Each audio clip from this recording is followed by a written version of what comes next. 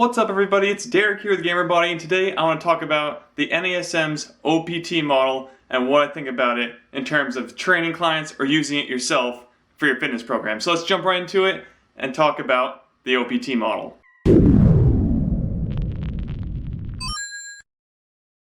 Alright guys, so if you didn't know, the OPT model is broken down into 5 sections. Those are stability, endurance, hypertrophy, max strength, and power. So this is supposed to be a progression that you do throughout, let's say, like months or weeks, and then you change based on where your client or yourself stand in the current program. So what's also kind of nice about the OPT model is you don't have to do all 5 phases. Maybe someone doesn't need something like max strength, and they don't want to focus on power or something like that. You can kind of just do the first 3, or you can kind of mix it up a little bit, so there's some flexibility. However, how they have it designed, there's some parts I don't like, but for the most part, I do like it, honestly. For the most part, I would follow the program, but I'm going to talk about things that I would change if I'm going to use it for myself. So let's talk about those. Alright, so let's talk about the stability section. So I agree, stability is important. You need it in your everyday life, you need it for fundamental kind of movements, just walking around, you need stability.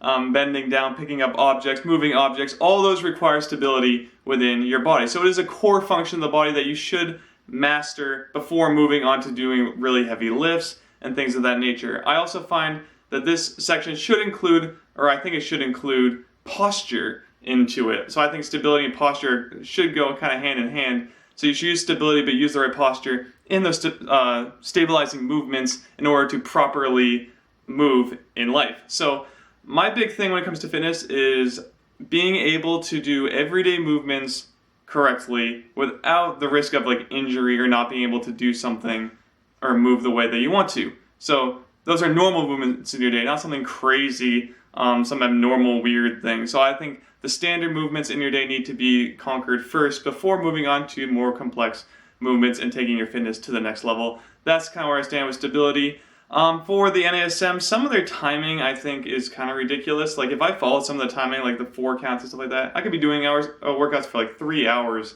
if I did it in a certain way. So I think you can implement the stability a little bit differently. You can shorten the things, or you can make it a little more fun than just doing like up downs for 4 seconds. And they do provide a little bit of flexibility again here as well. But I think you should actually combine stability and endurance, steps 1 and 2, together. That's how I'm going to build my programs, and I think that's what most people should do, because endurance and stability go well together, in my opinion. So I'm going to jump into step number 2 and kind of talk about that with you guys. Alright, so step number 2, a pretty important step in my opinion, is endurance. Now, most people don't really care for the endurance aspect unless they're going to be some kind of athlete or be doing something like running long distances. That's where you kind of hear about fitness and endurance.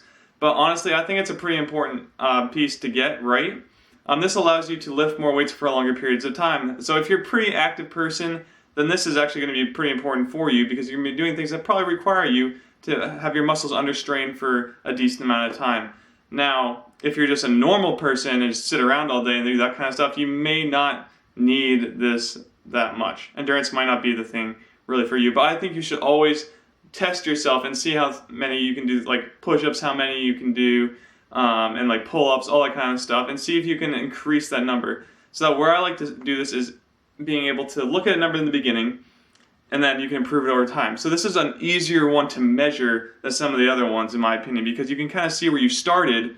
Maybe you can only do like 10 push-ups, but now you can do like 20 after a certain amount of time. So that's where I like to see the endurance aspect in, because you can actually see an increase of what you've done. So there's some positive reinforcement in showing, oh, I actually did this, and it's actually improving something within my fitness routine. So that's where I like endurance.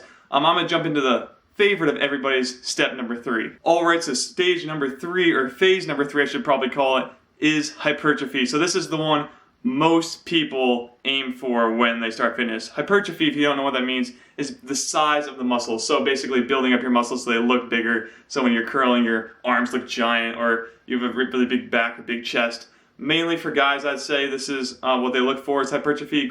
Some girls, yes, they go for that, but I'd say guys are really going for that big muscle size in most cases when it comes down to the sexes. So hypertrophy, usually go for that 6 to 12 rep range, but for me, I think you should make it a little more fun, so you should change things up a little bit, not just only do the standard things I know curls and you got your squats and you got all that, but I think you should try and make it more fun. Add some other exercises into your workout routine that can build your muscles differently. If you just do the same thing though over and over again forever, it's going to get kind of boring. So if you're doing benching forever, if you're doing squats forever, it can get boring, and also you'll plateau eventually. Again, plateauing, a quick thing on this, you do not plateau as fast as you think you do. If you think you've plateaued, raise weight, change something, vary the exercise just slightly. It doesn't have to even be a lot, and it's going to be tough for you to do. I guarantee it. People think they plateau on things very quickly. If you're like a week or two in, you're not going to plateau in 2 weeks. I'm sorry. If you can master a weight at 2 weeks, you did not pick a heavy enough weight to begin with, in my opinion. That's just my opinion, because I usually work out about 4 days a week. So that's pretty much me doing that exercise twice in a week. So in 4 total times I plateaued? No, that's not happening. So that's one misconception I think a lot of people have, is that they're plateauing, or they think they plateau far before they actually have. They just need to add a little variation or just up the weight, something to progress them a little farther along in their routine. So let's jump into the 4th stage, which is max strength. Alright, so max strength. I actually don't do too much with this one. It is part of the routine. I think you can combine max strength and hypertrophy pretty well. But the difference with max strength is you're going to be taking a lot longer rest than hypertrophy. So hypertrophy is like that 6 to 12 range, where max strength is really 5 reps max and even lower. So you're also be taking like, I think it's 1 to 3 minute rest, so much longer rest than normal, where it's usually like 0 to 1 minute rests for all the other ones. I feel like this phase is mainly geared to just boosting your ego. Yeah, it's cool to be really, really, really strong. For me, it's not that big a focus, so I don't put too much emphasis on the max strength. Yeah, I like to be strong. I like to push the limits on what I can lift. But for me, again, it's more about fundamental movements, more about hypertrophy looking and all that stuff for that beach body look. So it's really your goals. If you are a power lifter, yeah, you probably want to be throwing those max strength ones in there, because you're going to be competing against other people with those lifts. So I probably would throw that phase in there and make it of high importance. But for most people, max strength is probably not that important. They may think it is, and maybe they think it's cool to be able to lift a ton of weight, but in terms of real life application, it's probably not that important to them.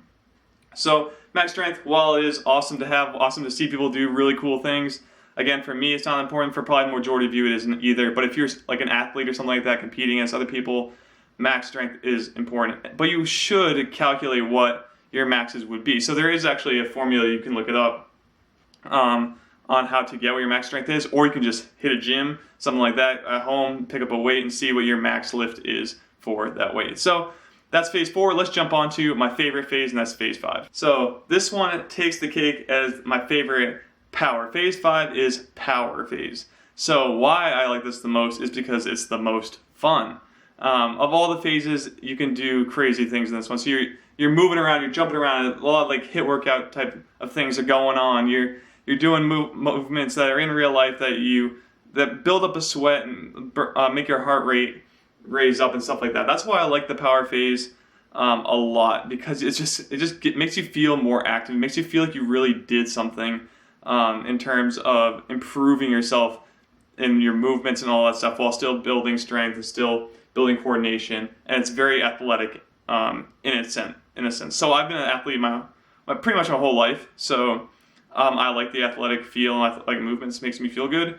Probably does a lot of other people as well, and that's why I really like it. So power movements, they're fun, honestly. So hypertrophy comes in a second. Hypertrophy because of the muscle look, and then power to be able to be an athlete, so you can do things like you can play basketball well, you can play sports well, you can do all this fun stuff and move correctly without fear of injury, or maybe there's always a chance of injury, but it's just lessened drastically. So those are the 5 steps. What do you think about it? This is from the NASM certification course. So I actually went through this whole thing and I passed it. So I am certified as an NASM trainer right now. So I want to give you my thoughts on what I think about the model in itself, as that's pretty much what the entire 5th edition book is geared toward. And I think like the older ones as well, it's pretty much all about the OPT model. So again, if you like this video, please like and subscribe to my channel for more. I'll be making at least 3 videos a week for you guys. A lot of them be gaming oriented as well, so some gaming and fitness in there, which is always fun. So again, if you liked it, subscribe to the channel. I'll see you guys in the next video. Have a great day. And this, what's he doing?